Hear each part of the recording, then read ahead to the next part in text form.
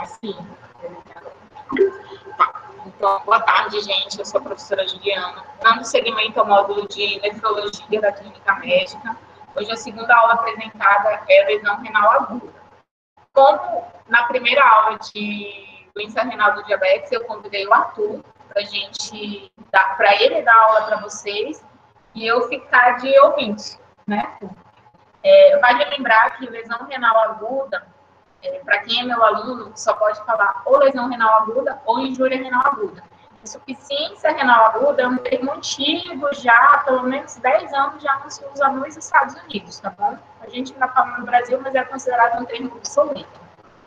Reprova imediatamente, né? Reprova imediatamente, não é disciplina de nada. Então, ok. Gente, então aproveitem a aula, curtam o que o Arthur tem para falar para vocês sobre lesão renal aguda, que é um dos temas, na minha opinião, mais interessantes dentro da nefrologia. Obrigado, dona Juliana, pelas devidas apresentações. Então, vamos iniciar a apresentação.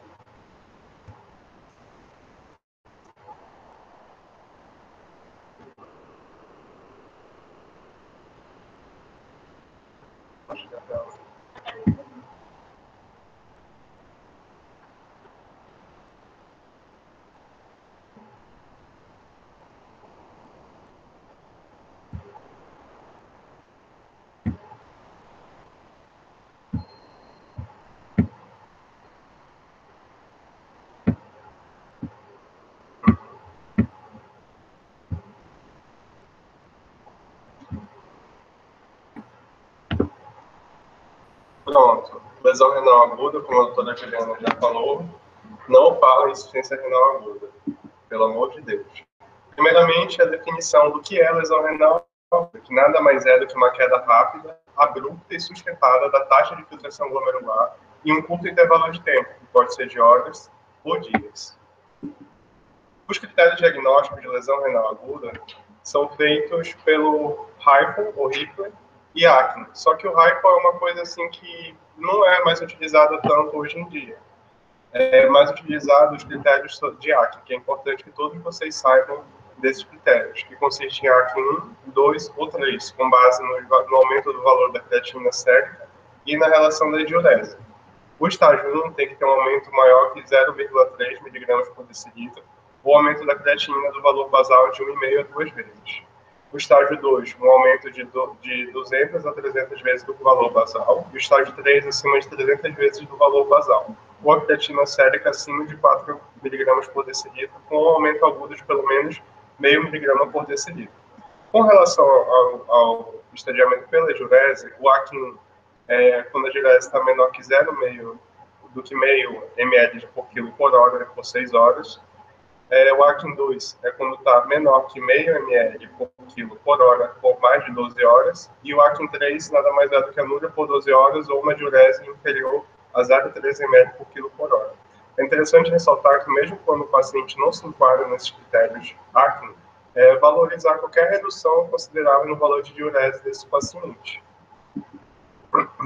Um conceito que muitos de vocês confundem e leem muito é sobre azotemia e uremia. Aqui eu deixei a figura do Articuno e Charizard, quem lembra daquela batalha épica no nosso curso. A azotemia nada mais é do que a elevação dos valores das escórias nitrogenadas, de ureia e creatinina, não necessariamente com qualquer sintomatologia. Já a uremia, ou síndrome urêmica, está relacionada às manifestações clínicas que nós vamos observar com calma daqui a pouco. Então é importante diferenciar que um termo é bem diferente do outro para você não se equivocar. Primeiramente, vamos falar da azotemia pré-renal, que podemos dividir a lesão renal aguda em pré-renal, que acontece antes do rim, a azotemia renal, que acontece no rim, ou intrínseca, e a azotemia pós-renal, que é após o sistema do rim. A azotemia pré-renal é a elevação das escórias nitrogenadas causada por redução do fluxo sanguíneo renal, seja qual for a causa, ou choque, ou sepse, ou uma ICC descompensada, etc. Ela caracteriza-se clinicamente pela reversibilidade pelo uso pelo retorno da volemia do paciente. E a fisiopatologia. Os vasos renais eles possuem mecanismos de proteção contra as alterações deletérias do fluxo sanguíneo renal e da taxa de filtração glomerular. O nefro é fantástico. O glomérulo consegue se adaptar até uma PAM mínima de 80 milímetros de mercúrio. Isso no glomérulo saudável. Em hipertensos, idosos ou com alguma lesão no endotélio arteriolar aferente, esse valor pode ser um pouco acima de 80 milímetros de mercúrio da PAM. E aí você pode pensar que alguém pode prejudicar esses fatores e precipitar essa azotemia pré-renal?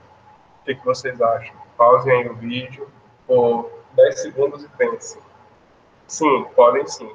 Os AINES, que interferem na síntese das prostaglandinas, e também o uso do BRA ou IECA, que atrapalha na questão da vasoconstrição arteriolar eferente, diminuindo a taxa de filtração glomerular, pode acabar precipitando uma azotemia pré-renal. Aqui, o que acontece é que há uma ativação por meio do aparelho justaglomerular pelas células da arteriolar aferente que vão produzir a renina, que a renina vai ser convertida a angiotensina 1, vai converter o angiotensinogênio, em angiotensina 1. Esse angiotensina 1 vai ser convertida pela enzima conversora de angiotensina em angiotensina 2, promovendo todos aqueles efeitos de vasoconstrição. E também vai estimular a secreção de aldosterona pelo córtex da adrenal. E a aldosterona vai ter alguns efeitos no túbulo coletor, que vai ser a retenção de sódio e a excreção de potássio e de íons H+, que são hidrogênio. E também vai ter uma secreção aumentada de ADH, pela depressão volêmica do paciente que está nesse estado, aumentando a excreção das aquaponinas no tubo coletor, promovendo a reabsorção de água livre de sódio. E aqui, a etiologia da azotemia pré-renal. Qualquer situação que cause a redução do volume circulante efetivo, estados de choque, insuficiência cardíaca congestiva descompensada, cirrose hepática com ascite e a síndrome de hepato renal. Aqui uma figurinha bem ilustrativa do que acontece. O coração falha a bombear o sangue, ou seja, tem uma menor volemia para esse rim, e aí vai ativar o sistema renina-angiotensina-aldosterona. E no início, esse efeito é benéfico, vai conseguir manter a volemia. Só que depois de um certo tempo, o coração vai bombear pior ainda, porque ele não vai suportar o miocárdio doente, uma sobrecarga. E aí o rim fica com a cara do Pikachu. Chocado. Agora, falando da azotemia renal intrínseca, quando se fala da azotemia renal intrínseca, a etiologia mais comum é a NTA, que é a necrose tubular aguda. E é nessa que a gente vai focar, que é uma lesão no próprio parênquima renal, que vai gerar oligúria, anúria ou poliúria. Pode gerar qualquer uma dessas, dependendo da etiologia. Óbvio. Aqui nessa imagem de patologia, vocês observam, como devem ter aprendido bem nas aulas de patologia do professor Palhares, a necrose dos túbulos generalizada. O que eu estou apontando na tela. A NTA pode ser isquêmica, que para ocorrer, na verdade, é um contínuo. Ocorreu a pré-renal, gera uma isquemia, e se essa isquemia for grave ou prolongada, vai ocorrer a NTA isquêmica, que aí vai ter a necrose tubular. Principalmente em qual sistema? No tubular ou glomerular? Óbvio, tubular. Se você pensar, o glomérulo ele tem uma vascularização boa. Se você olhar na anatomia, o sistema tubular é irrigado pelo o que sai da arteriolar eferente, ou seja, é uma circulação bem mais escassa. E dentro do sistema tubular, qual é a parte do túbulo que é mais sensível a essa vascularização precária? É o túbulo contorcido proximal, que tem uma maior atividade energética, e a alça ascendente de Henle, também possuem isso. Então, são essas partes do sistema tubular que mais sofrem com a isquemia acentuada. A vasoconstrição da arteriolar aferente, lembra, se o túbulo contorcido proximal estiver necrosado, ele não vai reabsorver sódio. Se não reabsorve sódio, chega mais sódio na mácula densa. Se chega mais sódio na mácula densa, o glomérulo vai entender. Eita, está filtrando muito. E aí ela vai causar uma vasoconstrição da arteriolar aferente, causando também uma lesão renal aguda. A lesão do epitélio tubular prejudica a reabsorção, ou seja, o túbulo que vai reabsorver. A urina vai estar rica em sódio e água, mesmo que exista um decréscimo da diurese do paciente. O prognóstico, em geral, é ruim, não pela NTA isquêmica em si, mas pelo conjunto de situações que levam à NTA isquêmica e andam de mãos dadas com ela, que normalmente são doentes críticos. A NTA é a principal causa de lesão renal aguda naqueles doentes críticos em UTI. Então, eles sempre têm alguma outra comorbidade além da NTA, sempre assim, quase sempre. Quando sobrevive, acontece uma regeneração desse epitélio tubular que vai de 7 a 21 dias. Pode ocorrer ou não, né? Aqui a gente tem umas outras etiologias da azotemia renal intrínseca, como a NTA por rabdomiólise, a NTA por aminoglicosídeos, por outros medicamentos, como contraste iodado, ciclosporina, fotericina B, por venenos e pela síndrome da lise tumoral. Então, são diversas causas que podem causar essa necrose tubular aguda. E mais causas renais intrínsecas, como a nefrite intersticial aguda, que vai estar caracterizada pela inserção recente de um medicamento, que vai ter eosinofilura, eosinofilia, a glomerulonefrite difusa aguda, nefroesclerose hipertensiva maligna, ateroembolismo. Essa daí é bem típica, ateroembolismo. O paciente ou sofreu um trauma torácico, ou ele fez um cateterismo, alguma cateterização que vai mexer, cutucar a placa de ateroma, essa placa de ateroma vai fazer um ateroembolismo, e o prognóstico dela é terrível. Quase todas vão para a doença renal terminal, necessitando de uma terapia renal substitutiva, seja ela qual for. A síndrome hemolítica urêmica, que é característica de crianças, a crise renal da esclerodermia, a necrose cortical aguda, que também é uma interessante causa em grávidas que tem alguma complicação, a trombose de veia renal e a leptospirose, que deve ser suspeitada em todo paciente febril com hipocalemia que desenvolve uma lesão renal aguda. Continuando, a azotemia pós-renal, que é responsável pela menor das causas, em comparação percentual, a maior, a mais comum e mais frequente é a pré-renal. Ela cursa com a disfunção renal aguda causada por obstrução do sistema uroescletor, ou seja, qualquer coisa que obstrua após o rim. As obstruções têm que ter uma repercussão renal bilateral, porque caso contrário, o rim contralateral, dependendo do seu estado de reserva dos néfrons, vai conseguir dar conta de suportar. A principal causa, quem é? É aquele idoso com hiperplasia prostática benigna. Normalmente ele pode abrir com alguém que já tinha um esforço miccional e ficou repentinamente com anúria. É claro que eles podem ter também oligúria ou até mesmo poliúria por transbordamento, mas em geral a clínica é oligúria, anúria repentina, com desconforto hipogástrico, e você vai palpar e encontra um bexigoma. Se essa retenção ao sono de Fowler for maior que 900 ml, a chance dele voltar a urinar é de 15%. Então é algo bem trágico. Aqui a imagem que a gente tem da hiperplasia prostática benigna, ela cresce pelo tecido mais medial, obstruindo a uretra, e portanto, colo vesical, né? E portanto vai causar uma obstrução bilateral. Aqui também tem um câncer, câncer de próstata, que também pode causar obstrução, mas em casos mais avançados, porque a região preferencial de crescimento é outra. A fisiopatologia consiste no aumento súbito da pressão interior dos túbulos renais por conta da obstrução urinária. Esse aumento súbito vai aumentar inicialmente a taxa de filtração glomerular, porque vai começar a ter uma produção de citocinas inflamatórias que vão produzir inicialmente uma vasodilatação arterial aferente, que vai promover o aumento da taxa de filtração glomerular, que vai cair após 6 a 12 horas. E essa maior pressão luminal vai promover a liberação de fatores quimiotáxicos, que vai promover uma fibrose tecidual e atrofia tubular. Vai estar muito inflamado esse parênquima. E agora, falando do quadro clínico da síndrome urêmica aguda, a gente tem manifestações cardiopulmonares, que são aquelas que normalmente chamam mais atenção, que se caracterizam principalmente pelos sinais e sintomas de hipervolemia, principalmente naqueles anúricos. A hipertensão arterial sistêmica, principalmente dependente de volume, o edema agudo de pulmão, que também pode ser cardiogênico ou também pela hipervolemia, e o edema periférico, principalmente em regiões dependentes da gravidade, como os membros inferiores. A dispneia e insuficiência respiratória pode gerar um edema agudo de pulmão do tipo urêmico, que é quando os capilares eles vão estar inflamados pelas substâncias urêmicas e vão acabar extravasando o líquido dos alvéolos, prejudicando a função respiratória. A pericardite urêmica, que é um quadro extremamente típico, Quando se ouve um atrito pericárdico, você nunca mais esquece, né, doutor?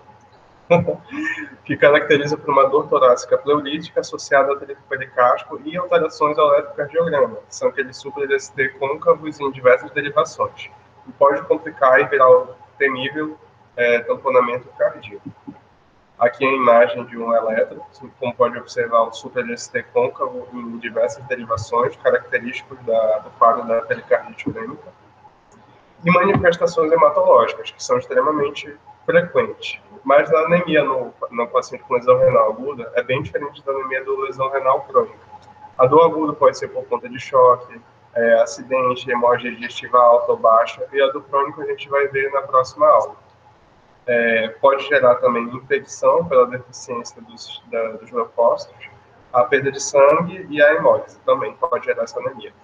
E, com frequência, tem um distúrbio de hemostasia, mais a primária do que a secundária mais alta. Como você pode observar nessa imagem, há um hematoma numa punção de excesso venoso central aqui nessa senhora, provavelmente por uma disfunção da hemostasia. Então, são complicações muito frequentes. Manifestações neurológicas, a gente tem encefalopatia urêmica ou encefalopatia do desequilíbrio dialítico, que é aquela encefalopatia do desequilíbrio dialítico, é quando o paciente está urêmico por muito tempo e vai fazer a hemodiálise e cai as espalhas nitrogenadas muito rápido e causa uma diferença das molaridades. Mas hoje em dia quase não acontece. Não acontece. Eu ia falar isso. Os solúncios por irritação também do nervo crânio, as neuropatias periféricas e as manifestações do trato gastrointestinal, que vai estar inflamado, mucosa e alteração da sua motilidade, com náuseas, êmese e diarreia. E os distúrbios hidroeletrolíticos e ácidos básicos, que vão estar presentes assim, em todos, praticamente. E as formas oligoanúricas da lesão renal aguda são bem piores do que as que cursam com a diurese normal. A hipercalemia, sempre que tiver hipercalemia no mínimo, tem que ter um eletro desse paciente. A hiponatremia grave, quando o sódio está menor que 115 mg por litro. A acidose metabólica grave, quando o pH está menor que 7,1. Todos esses valores de referência vocês têm que saber. E hiperfosfatemia, normalmente, quando o clínico está menor que 20. E hipocalcemia. Hipermagnesemia e hiperuricemia. Então, principalmente hiperuricemia na síndrome da lise tumoral, que cursa com valores extremamente elevados. E qual é o diagnóstico? Primeiro a gente vai ver como se diagnostica cada uma delas, a pré-renal, a renal intrínseca e a pós-renal. A pré-renal normalmente não tem mistério. É estado de choque, hipovolemia, qualquer coisa que diminua o volume circulante efetivo. Insuficiência cardíaca congestiva descompensada, cirrose hepática, com o aumento das escolhas nitrogenadas. Vai sugerir bem o diagnóstico. A ANI, cobrar recentemente administrado, pode induzir isso, pode ser o fator precipitante. E a bioquímica urinária, o sódio vai estar baixo, a osmolaridade urinária alta e a relação creatinina alta. E a fração de sódio menor que 1%. Ai, não entendi nada. É simples. Você não está com o volume circulante efetivo diminuído, então o rim vai estar doido para reestabelecer isso. Como acontece antes do rim, o tubo não está funcionando ainda. Ele vai promover uma reabsorção maior desse sódio e vai diminuir o sódio na urina. E, consequentemente, a fração de sódio vai estar menor que 1%, que é bem diferente do que a gente vai ver no diagnóstico da azotemia renal. E aí, na suspeita, faz uma prova terapêutica com cristalóide. 1.000 ml de soro fisiológico, 0,9% rapidamente, 20, 30 minutos, e acompanha a resposta pela diurese. Às vezes, a depressão volêmica é tão grande que nem isso resolve. Mas, em geral, serve para diferenciar bem, porque na renal intrínseca não vai ter uma diurese satisfatória. E agora a pós-renal, que, na minha opinião, é a mais simples ainda de todas, que é suspeitar em todo paciente agudamente anúrico, principalmente aquele vozinho, que já chega com uma história de prostatite. Palpou, viu vestigoma? Não tem muita dúvida, não tem muito o que pensar, é medular, né? Mete cola e se você não pensar assim medularmente, sinto muito. E nos casos duvidosos, ultrassom de rins e vias urinárias, que vai apresentar hidronefrose em torno de 98% dos casos. E os outros 2%, por que não acontece? Fica aí uma coisa para vocês pensarem. E o diagnóstico da azotemia renal intrínseca, que basta excluir os outros dois mecanismos de lesão renal. Em geral, a maior parte das etiologias vai ter sinais e sintomas clínicos característicos. E é importante avaliar a bioquímica na urina. E as outras etiologias, como eu falei, vai ter uma clínica bem sugestiva. Aqui, como a gente pode diferenciar uma pré-renal de uma necrose tubular aguda? É um quadrinho que tem que estar praticamente medular na cabeça de vocês. Especialmente a fração de excreção de sódio tem que estar inferior a 1% na pré-renal. Normalmente ela está inferior a 0,2%. E na NTA ela vai estar acima de 1%. Normalmente ela está acima de 2%. E a expressão do sódio urinário é importante, que na pré-renal, como eu falei, vai estar absorvendo muito, então a urina vai estar pobre em sódio, vai estar menor que 20. E na NTA vai estar maior que 40, tudo não está absorvendo. E é importante ressaltar que isso é antes do uso antes da reposição volêmica e antes da administração de diurético. Se faz uso de diurético, verifica a fração de excreção da ureia. Eu acho que esse quadrinho é mais, na atualidade, assim, para quem vive de lesão renal aguda. Se você está anúrico, morreu, não dá para fazer esses exames. Então, não é isso que vai diferenciar. Talvez aí seja história clínica, como você conduziu o paciente. Mas essa tabelinha é interessante para prova de residência, porque isso pode cair lá na questão da prova de residência, tá bom? Agora, se você for olhar um percentual enorme de pacientes que eles já são aqui em 3 que eles estão anúricos, então nada disso vão fazer outras coisas, beleza? Beleza. Aí dando continuidade, nasotemia pré-renal. Principal, fundamental, reposição de cristalóide. Eu quero fazer colóide, não tem nenhuma indicação. É cristalóide e suspender qualquer fator precipitante, como IECA, BRA ou AI. E nasotemia pós-renal, como eu já falei até anteriormente, obstrução por hiperplasia prostática benigna, catéter de Foley e tchau, e acabou. E nas outras etiologias, intervenção específica, como na obstrução unilateral, hidronefrose, catéter duplo J e remover cálculos que esteja obstruindo.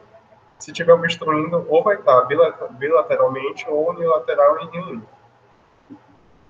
E o tratamento da NTA? Bem, o melhor tratamento da NTA é a sua prevenção, que consiste na manutenção do estado euvolêmico, lembrar que ela pode ser um contínuo de gravidade da pré-renal, um uso criterioso de agentes nefrotóxicos, e na rabdomiólise, a hidratação vigorosa.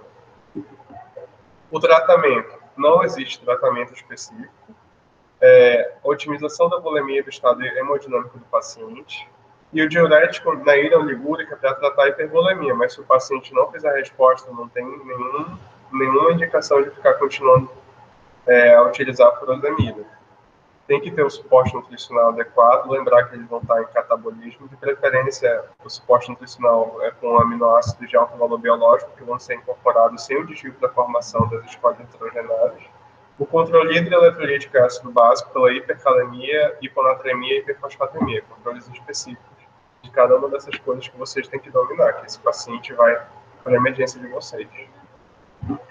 E a hemodiálise na lesão renal aguda. Síndrome urêmica inquestionável é a indicação.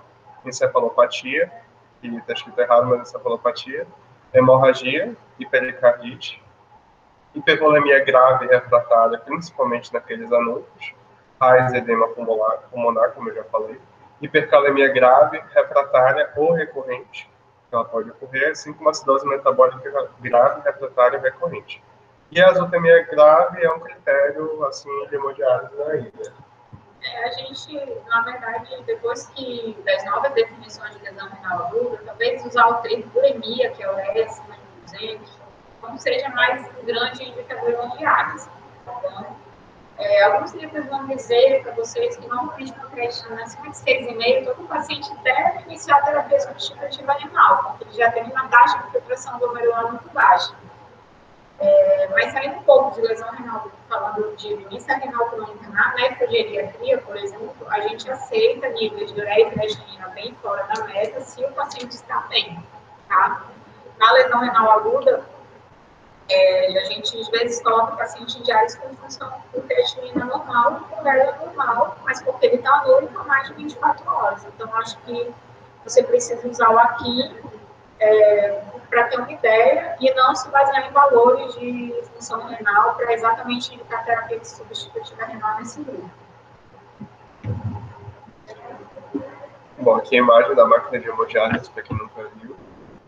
E agora, encerrando a apresentação, a gente vai discutir rapidamente o caso clínico de um senhor de 56 anos, 70 quilos, que chega ao serviço de emergência, no qual você se encontra com franca dispneia, que já estava presente há 2 semanas e que tem tendo piora progressiva, com astenia, intolerância aos mínimos esforços e noctúria 5 vezes à noite. Presença de dor pré-cordial, apresentando febre de 39 graus, sudorese, calafrios e dor lombar 1 semana, com piora progressiva, com uma leve disúria sem redução considerável do débito urinário. Isso é bom. Êmese e confusão mental 1 dia, isso não é tão bom. Na HPP, o paciente com hipertensão arterial sistêmica há 10 anos, insuficiência cardíaca congestiva, DRC estágio 3A, com clearance de creatinina de 56 ml por minuto. E creatinina prévia dele era de 1,4 a 1 mês. Nega DM e demais comorbidades ou alergias. A história medicamentosa dele é essa: carvedilol, valsartana, digoxina, furosemida, pantoprazol, torvastatina, lopurinol, amlodipino e hidralazina. Na somatoscopia, ele está em mau estado geral, desorientado em tempo e espaço, anictérico, acianótico, afebriotóxico, com uma PA de 200 por 120 e 126 batimentos por minuto. No pescoço, ele apresenta turgência de jugular a 45 graus, estetores bolhosos em terço médio e inferior, e no aparelho cardiovascular, ruídos cardíacos regulares em 3 tempos, com sopro sistólico e foco mitral. No abdômen, hepatomegalia 5 centímetros abaixo do rebordo costal, jordano positivo bilateral e edema bilateral de 3 cruzes em 4. O débito urinário dele está em 200 ml por 24 horas. Isso é muito bem, um olívio. Aqui a gente tem vários sinais e sintomas de uma evidência de hipervolemia, com essa PA de 200 por 120, a turgência patológica de jugular, os estetores bolhosos, em 3 tempos, com B3, hepatomegalia e o edema bilateral, diversas evidências, que contribuem ainda mais com o débito urinário diminuído nesse caso. E aí, pause o vídeo e pense em quais exames solicitar. Pausou? Então, foi solicitado o hemograma, que demonstrou uma anemia de 9,5, leucócitos de 15.268, a custa de 81% de neutrófilos, plaquetas de 223.000, uma ureia assim, de 352, valor de referência de 20 a 40 em geral, uma ureia um pouco alta, né?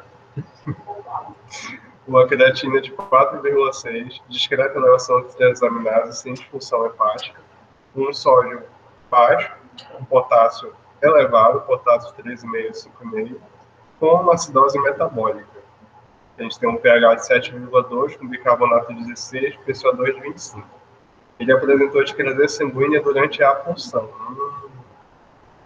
O eletrocardiograma, sem alterações eletrocardiográficas até o momento, e o raio-x de tórax, a gente tem congestão em todos os campos pulmonares com apagamento do seu costo-frente. Esse paciente está bem, doutor? Está bem mal. Está bem mal. O EAS com leucocitúria de 30 piócitos por campo, a hematúria por 20 piócitos por campo e a proteína de 2 cruzes, nível positivo, bacteriúria acentuada. E a gente tem uma bioquímica urinária, olha que chique aqui. Não conseguiu fazer. A gente está aqui no UTI do Einstein, mas a gente fez de um sódio urinário acima de 40 mg por litro e uma pressão excretória de sódio acima de 1%. Isso é característica de qual?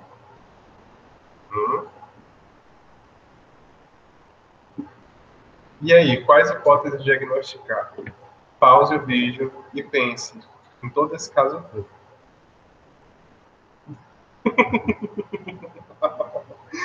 Muito bem, a gente vai ter um paciente que está já evoluindo com esse quadro há 2 semanas, com piora progressiva, com edema, dor precordial, noctúria 5 vezes também pode ser uma evidência de uma insuficiência cardíaca congestiva que está descompensando, que é o primeiro diagnóstico.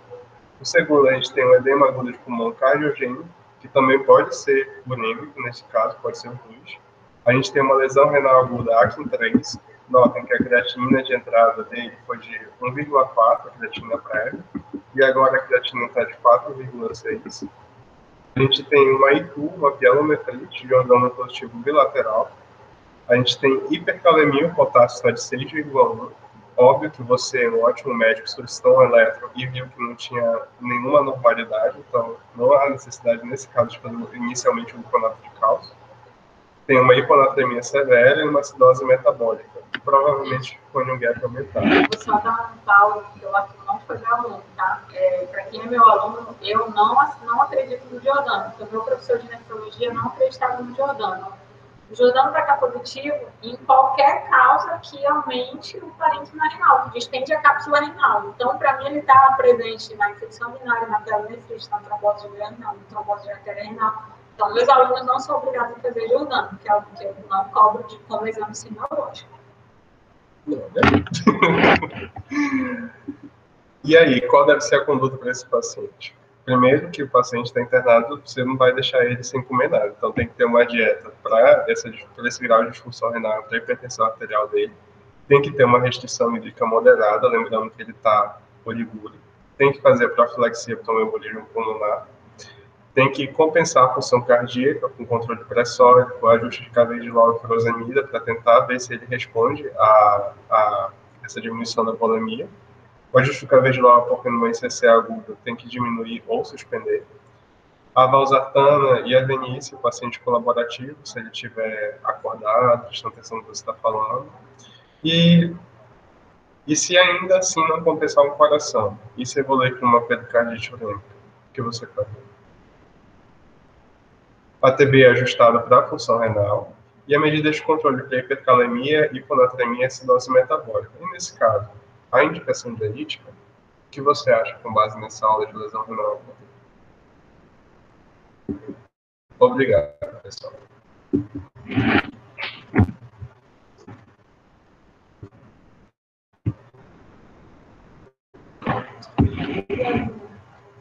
Eu compartilhando. Não tem encerrado? Tem certeza? Então, gente, finalizando a aula de lesão renal aguda, acho que ficaram várias dúvidas ainda. Então, a ideia é que vocês assistam a aula para que no horário da aula nós possamos fazer uma reunião e tirar as dúvidas. A aula foi bem interessante.